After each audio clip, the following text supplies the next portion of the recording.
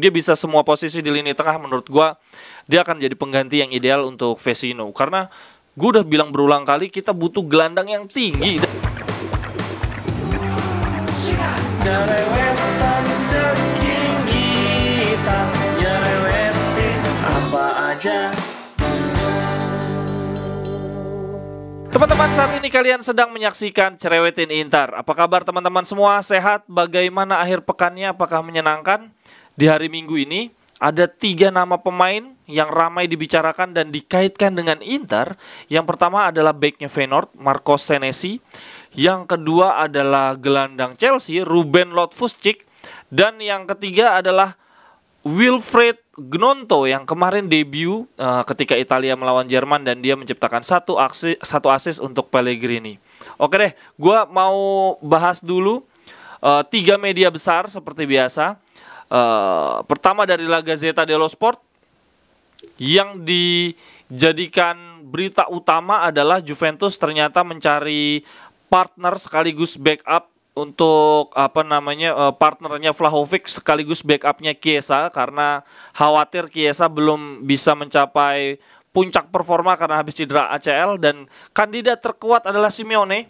Wah, gokil sih kalau sampai Vlahovic duet sama Simeone. Total gol mereka musim lalu 41 gol. Kemudian di La Gazzetta dello Sport yang jadi pembicaraan utama adalah selain Simeone yaitu Gnonto, pemain 18 tahun. Jadi ternyata si Gnonto ini bergabung dengan Inter di usia 9 tahun. Lalu di tahun 2020 ketika dia usia 17 tahun dia bergabung ke FC Zurich. Saat itu kontraknya habis, jadi Inter memberikan penawaran, tapi akhirnya si Gnonto lebih milih Zurich karena katanya satu, dia merasa butuh menit bermain. Dia waktu di Primavera Inter nggak begitu berhasil, maksudnya dibandingkan pemain-pemain lain dia di level Primavera nggak begitu bagus. Tapi dia akhirnya milih pindah ke Zurich demi menit bermain. Tapi selain itu juga karena penawaran Zurich lebih bagus untuk dia dan keluarganya dia. Akhirnya dia lebih milih ke Zurich dan di sana dia menjadi bintang. Kemudian kemarin dia dipanggil oleh Roberto Mancini, bermain 65 masuk di menit 65. 5 menit setelah masuk dia mencetak 1 assist, total bermain 25 menit, 1 assist, akurat pasnya akuratnya 85%. 1 umpan kunci. Wah, ini gokil sih dia. Di di Zurich dia jadi second striker, tetapi kemarin di timnas Italia mainnya di sisi kanan. Total kalau di Liga Swiss dia main 36 kali, 10 gol, 5 assist untuk seorang second striker. Menurut gua luar biasa banget, dan dia ini level senior loh di Zurich. Jadi canggih banget. Usianya masih 18 tahun, teman-teman. Terus kemarin ada salah satu teman dari grup Cerewetin Inter yang ngejapri gue gitu ya, dia nge-share berita tentang Gnonto. Kalau menurut gue ya sudahlah, ikhlasin aja. Penyerang Inter Primavera itu gila-gila. Pinamonti yang sejago itu aja sampai sekarang nasibnya masih belum jelas. Di bawahnya angkatannya Pinamonti kita masih ada Esposito, ada Satriano. Jadi memang Gnonto ya memang udah bukan rezekinya deh. Memang Inter juga bukan tim yang kultur memanfaatkan Primavera dengan baik. Jadi ya sudah, mau gimana lagi. Dan ini yang sayangnya kalau menurut gua, si Gnonto status pindahnya tuh bebas transfer, bukan transfer dengan klausul-klausul ya. Biasanya Inter nih kayak Zaniolo, ada klausul untuk penjualan berikutnya Inter dapat sekian persen, atau biasanya Inter ada klausul jadi prioritas ya nanti musim berikutnya. Kalau Inter memberikan penawaran dibandingkan klub-klub lain, Inter harus diprioritaskan gitu. Nah, ini untuk Gnonto udah nggak ada nggak ada sisi Inter yang dalam diri dia sebagai seorang profesional. Ini murni dia walaupun di Inter dari U17, bahkan dari youth nih, dari usia 9 tahun masuk 17, U18, U19, tapi sekarang dia Inter tuh hanya bagian dari sejarah karirnya dia. Kita tidak punya keterikatan apapun dari soal kontrak. Jadi kalau ada teman-teman di sini yang berharap atau kecewa, ya sudah, ikhlaskan saja. Lalu dari La Gazzetta dello Sport, berita lainnya adalah Maldini chooses the Golden Boys. Maldini kayaknya terpicut oleh Zaniolo. Dari Mourinho sendiri mempersilahkan Zaniolo pergi, tapi Mourinho minta 3 pemain untuk lini depan. Kemudian ada new meeting between Dybala dan Inter minggu ini, kabarnya akan ada handshake, akan ada persetujuan dengan Dybala, tapi menurut gue enggak lah, masih menunggu sampai dengan tanggal 15 informasi dari dari Lukaku. Kemudian, nah ini yang menarik, Loftus-Cheek idea. Simeone sedang mencari pengganti Vecino dan Gagliardini, dan salah satu yang sedang dievaluasi adalah Loftus-Cheek, Ruben Loftus-Cheek. Dia tingginya 191 cm, tinggi banget, dan usianya masih 26 tahun. Di Chelsea dia bermain jadi midfielder, left midfielder, center midfielder, dan right midfielder. Jadi dia bisa semua posisi di lini tengah. Menurut gua dia akan jadi pengganti yang ideal untuk Vecino, karena gue udah bilang berulang kali kita butuh gelandang yang tinggi, dan kita nih gelandangnya emang bagus-bagus, Calhanoglu, Brozo, Barella, tapi semua pendek. Sementara kita dari dulu tuh punya gelandang yang tinggi-tinggi loh. Kita punya Vieira, punya ya kayak Vecino, terus siapa lagi, Thiago Motta. Kita butuh gelandang yang bisa ngebantu masuk dari kotak penalti, masuk dari tengah ke kotak penalti untuk heading, kayak strateginya Simeone ke Milinkovic-Savic kan kayak gitu. Tapi menurut gue si Ruben Loftus kalaupun keluar dari Chelsea sepertinya dia akan lebih milih Lazio, karena pertama faktor Sarri. Waktu Sarri megang Lazio di 2018, memegang Chelsea di 2018-2019, si Loftus ini jadi andalan, bahkan mencetak 10 gol dan 5 assist di eranya si Sarri.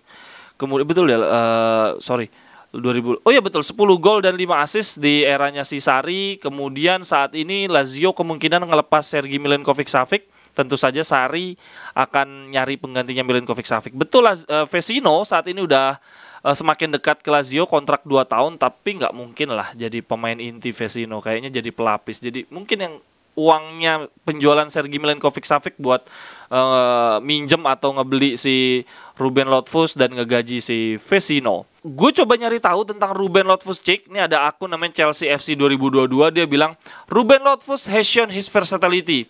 Sekarang dia harus mencari posisi terbaiknya untuk supaya dia lebih fokus, dan he is one academy player. Kita tidak seharusnya mempersilahkan Ruben Loftus untuk pergi. Jadi dikatakan oleh akun ini bahwa kelebihan utama dari Ruben Loftus adalah serba bisa, tapi dia harus menemukan posisi terbaiknya biar lebih fokus, dan ini adalah akademinya Chelsea, jadi seharusnya tidak dilepas begitu saja.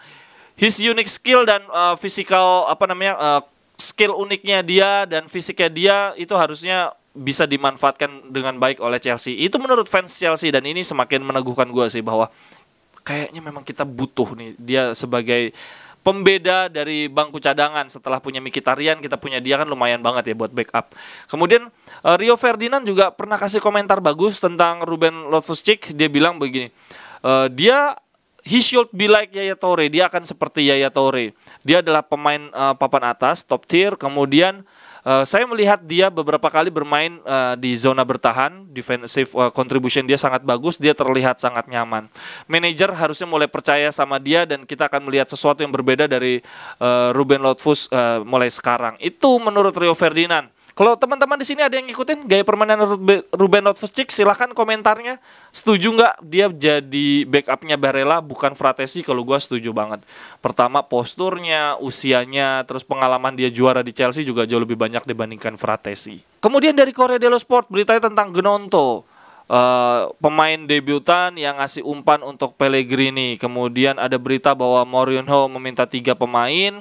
Kemudian ini dia, Bastoni open doors to Tottenham. Aduh, ini berita paling menyebalkan karena agennya Bastoni mulai caper-caper. Nih dia bilang gini, Alessandro is professional player. Dia akan mengevaluasi segala kemungkinan. Betul bahwa Bastoni, ini menurut kata agennya ya, betul bahwa Bastoni punya tato Inter di tubuhnya, tetapi dia adalah pemain profesional. Dia punya masa depan dan akan mengevaluasi hal terbaik untuk masa depannya. Wah, menyebalkan banget sih. Memang infonya Inter yang akan dikorbankan adalah Bastoni. Dan penggantinya, nah ini tadi kan gue sebutin ada 3 nama pemain yang ramai dibicarakan di hari Minggu ini. Pertama tadi sudah gue Ruben Loftus-Cheek, kemudian Gnonto. Nah sekarang adalah Marco Senesi, back Feyenoord, usianya 25 tahun. Dia kaki kiri kidal. Kemudian kemarin baru aja dipanggil pertama kali oleh timnas Argentina. dia disebut-sebut akan menjadi pengganti Bastoni. Teman-teman ada yang tahu Marco Senesi bagaimana gaya permainannya? Tapi kalau dari tingginya dia 185 cm. Artinya nggak setinggi Bastoni, bahkan kalah dari De Vrij dan Skriniar. De Vrij 189, Skriniar 188. Bremer 188. Jadi berarti Marco Senesi ini bukan back yang jangkung, dia tipikal yang mungkin fisikal gitu kali ya, karena back kita dua lainnya udah jangkung-jangkung, ini tipikal back yang mungkin punya kecepatan dan yang lebih utamanya lagi kidal dan bisa build up bola.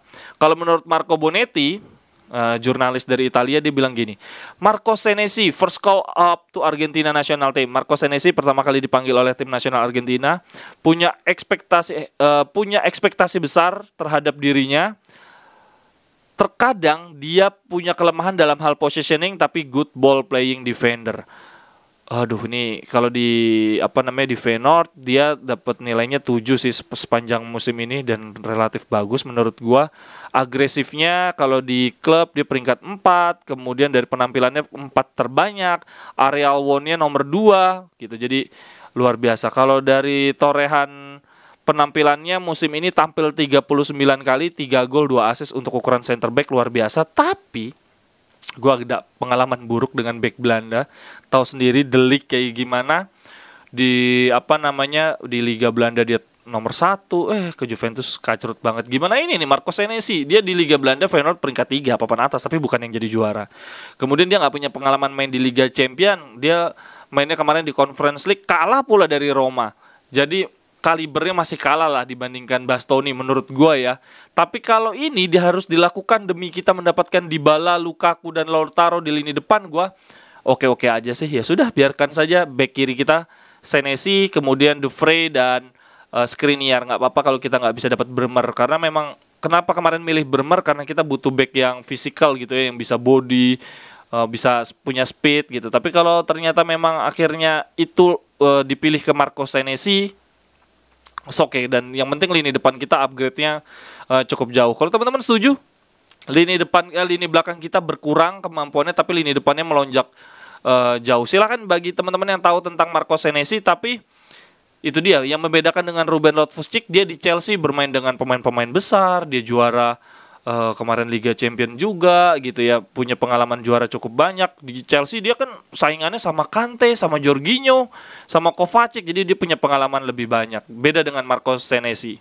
Kemudian terakhir dari Tuttosport, beritanya lebih kepada Pogba, I'm on my way ke Juventus semakin pasti. Tentu saja ada tentang Gnonto juga, long life, artinya punya masa depan cerah dan panjang untuk Italia. Kemudian tentang Inter beritanya Tuttosport juga, Bastoni out, the fans are furious. Ya betul, beberapa hari yang lalu, Jumat Sabtu Minggu, beritanya di Twitter banyak banget hashtag Suning out. Kalau gue ya nggak ngerti lah tentang Suning, dia sulit banget pasti untuk ngelepas. Tetapi kalau berita udah mulai erat Bastoni gini, agennya mulai caper-caper ke Tottenham, wah ya udah deh, mulai kita coba ikhlaskan Bastoni. Teman-teman silahkan yang ngikutin tentang Ruben Loftus dan Senesi di kolom komentar. Ntar yang komentarnya sangat menarik akan gua pin biar bisa dibaca oleh teman-teman yang lain. Sampai ketemu di cerewetan-cerewetan berikutnya. Bye-bye, thank you.